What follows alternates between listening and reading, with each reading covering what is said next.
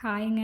நான் ஸ்டே பண்ணியிருக்க பிஜியில் ஃபுட்டு ரொம்ப ஒஸ்ட்டாக இருக்கும். அதனால் நான் இந்த மாதிரி வீட்டிலருந்தே ஏதாவது தொக்கு பண்ணி எடுத்துகிட்டு போயிடலாம் அப்படின்னு பண்ணிகிட்ருக்கேன். இன்றைக்கி நான் புளி தொக்கு தான் பண்ணிகிட்ருக்கேன்.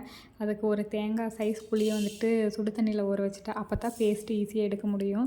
அடுத்து ஒரு கையில் வந்துட்டு ஒரு கை அதுக்கு கொஞ்சம் குறைவாக வந்துட்டு மல்லி போட்டு அதை நல்லா வறுத்து எடுத்துக்கோங்க. ப்ரௌன் ஷேடு வர்ற வரைக்கும். நான் டீஸ்பூன் அதெல்லாம் எதுவும் யூஸ் பண்ணல. எல்லாமே மெஷர்மெண்ட் சும்மா கையிலேயே குத்து மதிப்பாக போட்டுட்டு இருந்தேன். அதோட கொஞ்சமாக வெந்தயம் போட்டு அதையும் நல்லா வறுத்து எடுத்துக்கோங்க. வெந்தயத்தை கருக விட்டுறாதீங்க. அந்த ப்ரௌன் ஷேடு வந்த உடனே எடுத்துருங்க. நெக்ஸ்ட்டு அதே கடாயில் வந்துட்டு நல்லெண்ணெய் விட்டு உங்கள் காரத்துக்கு ஏற்ற மாதிரி வரமிளகா போட்டு அதையும் வறுத்து எடுத்துக்கோங்க. இந்த நான் யூஸ் பண்ணியிருக்க மிளகா நல்ல காரம், அதனால தான் நான் 5, 6 மட்டும் போட்டிருக்கேன். உங்களுக்கு காரத்துக்கு ஏற்ற மாதிரி போட்டுக்கோங்க. அப்புறம் கருவேப்பிலை போட்டு அதையும் நல்லா வறுத்து எடுத்துக்கோங்க.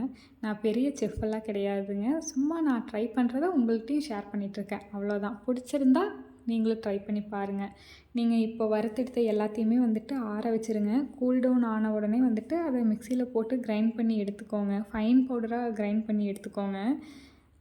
அப்போ தான் தொக்குக்கு நல்லாயிருக்கும். நெக்ஸ்ட்டு வந்துட்டு அதே கடாயில் வந்துட்டு உங்களுக்கு தேவையான அளவு வந்துட்டு நல்லெண்ணெய் ஊற்றிக்கோங்க.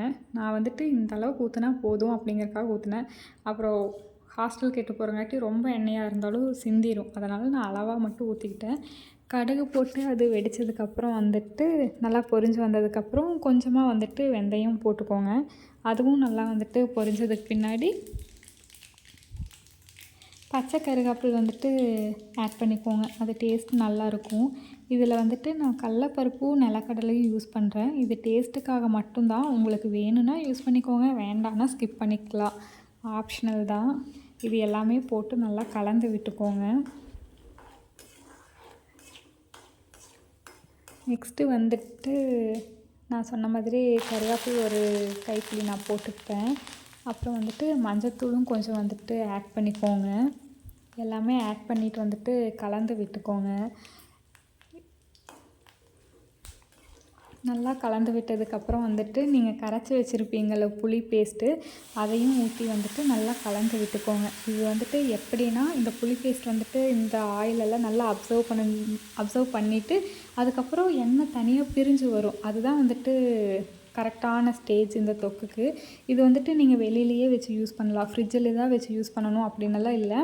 நான் பிஜிக்கு எடுத்துகிட்டு போய் கிட்டத்தட்ட 3 வீக்ஸ் வச்சு யூஸ் பண்ணேன். 3 வீக்ஸ் வந்துட்டு கெட்டே போகலை. சூப்பராக இருந்துச்சு. நீங்கள் நம்பி ட்ரை பண்ணலாம்.